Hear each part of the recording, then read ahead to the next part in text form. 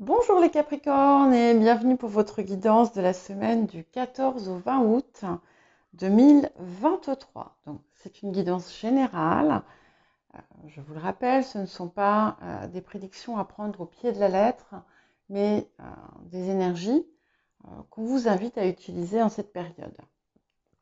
Si ça ne vous parle pas du tout, n'hésitez pas à consulter votre ascendant, votre signe lunaire, les signes où vous avez des amas planétaires, mais également le signe où se situe votre nœud lunaire nord. Et nous allons commencer par l'énergie générale de la semaine. Ok. Alors, nous avons Pi, donc l'élégance. La simplicité fait l'œuvre d'art, la clarté s'unit à la beauté. C'est une carte qui vous invite au calme, qui vous invite à une forme d'humilité aussi, de simplicité. Et ça peut vous amener également le soutien ou les conseils de quelqu'un qui peut vous aider. Hein. Ça indique aussi qu'il faut éviter d'être dans des attitudes d'arrogance ou de vanité. Je ne dis pas que vous le soyez, attention, si jamais vous étiez tenté. C'est une carte aussi qui vous invite à affiner quelque chose. Ça peut être une réflexion, ça peut être une expertise. Voilà, il y a quelque chose à améliorer. Cela étant, c'est aussi quelque chose, ça vous invite également à tirer le plein parti finalement de tout votre potentiel. Hein, quand on la voit avec son panier rempli de fleurs de toutes sortes et qui déborde, c'est important finalement de ne pas rester dans un état statique.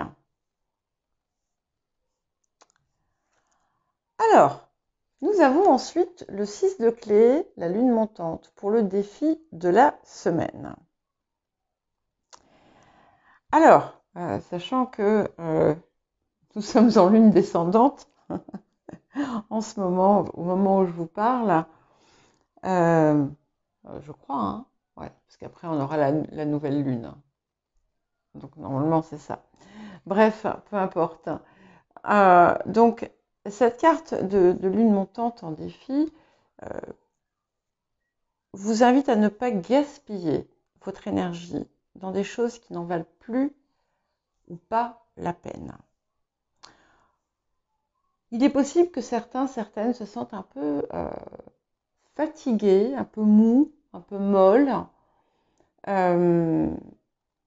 Et ça serait intéressant justement que vous regardiez à quoi vous dépensez votre énergie. Mais réellement. Et à voir si finalement c'est dans un objectif constructif ou non. Et qu'est-ce que la semaine vous apporte? J'aime beaucoup parce qu'elle vous apporte le guetteur. Et donc le guetteur, quand il devient un cadeau en quelque sorte, d'abord on peut parler de la fin de quelque chose, mais surtout quand il est positif, il nous dit que il n'est plus nécessaire dorénavant d'être sur la défensive. Donc on peut supposer que finalement cette déperdition d'énergie vient de ça, vient peut-être d'une tendance à être en permanence sur la défensive, sur le qui-vive. Et on vous demande en fait d'observer peut-être cela. Pour d'autres, comme je vous le disais, il y a peut-être quelque chose qui prend fin. Ça va vous paraître peut-être difficile au début, mais en fait, vous allez comprendre très très vite que c'est pour un mieux. Alors, quels conseils et messages supplémentaires? Première carte, que désirez-vous? Et ce que ça me dit, c'est que quelque part, en fait, finalement, vous êtes déconnecté de vous-même, de ce que vous désirez. Et c'est important justement de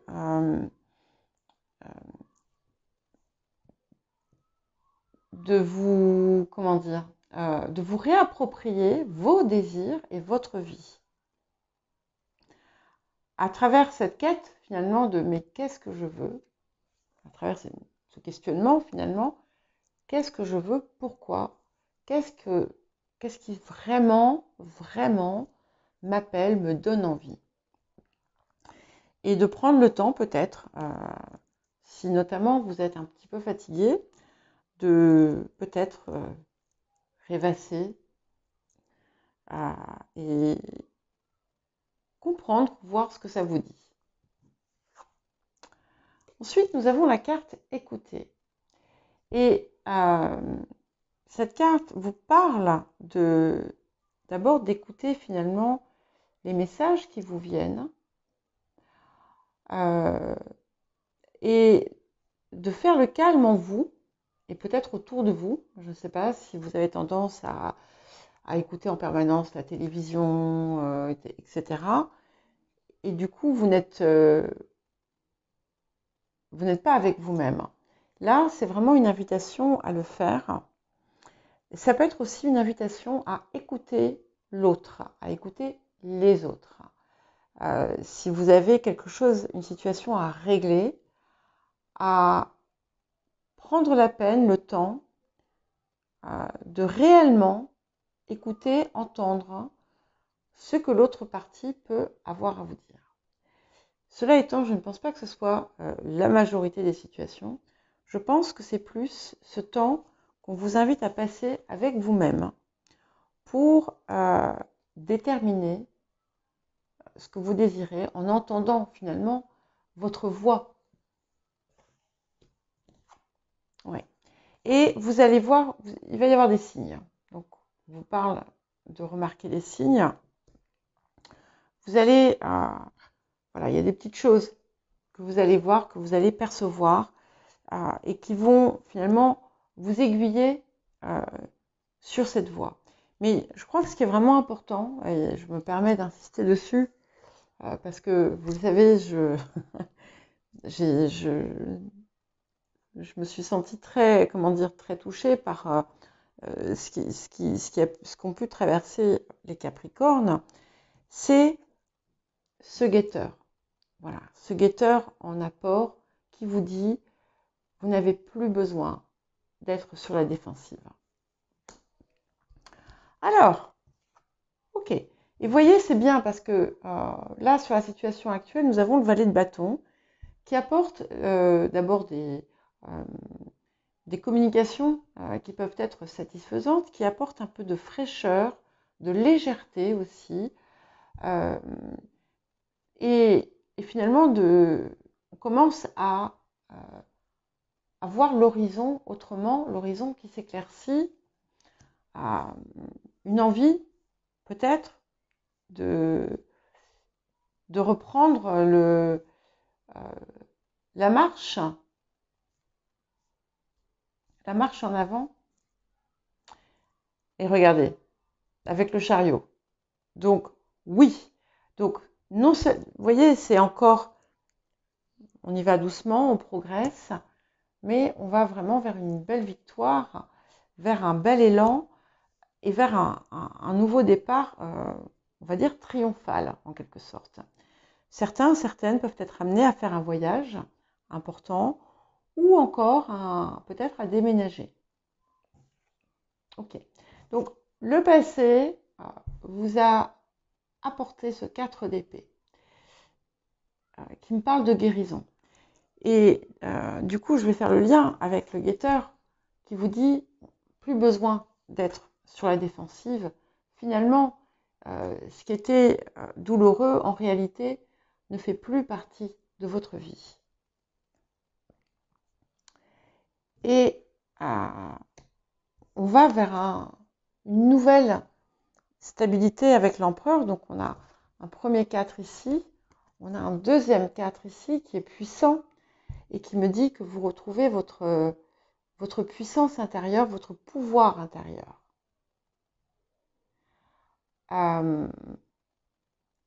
Et alors, certains et certaines vont peut-être faire un investissement immobilier, mais bon, voilà. Ça ne va pas être le cas de tout le monde, hein, je vous le dis. Peut-être que vous allez vous déplacer pour ça. Mais d'une façon générale, c'est ça. C'est vraiment cette force que vous retrouvez. Alors, attention, parce que l'empereur peut être tyrannique, hein. Donc, voilà, ne devenez pas tyrannique. Mais voilà, ce que j'aime, c'est cet écho à cette guérison. Et cette guérison, finalement, se matérialise, se concrétise. Ouais. Alors, ce qui vient soutenir le présent et le valet de bâton, nous avons la reine d'épée.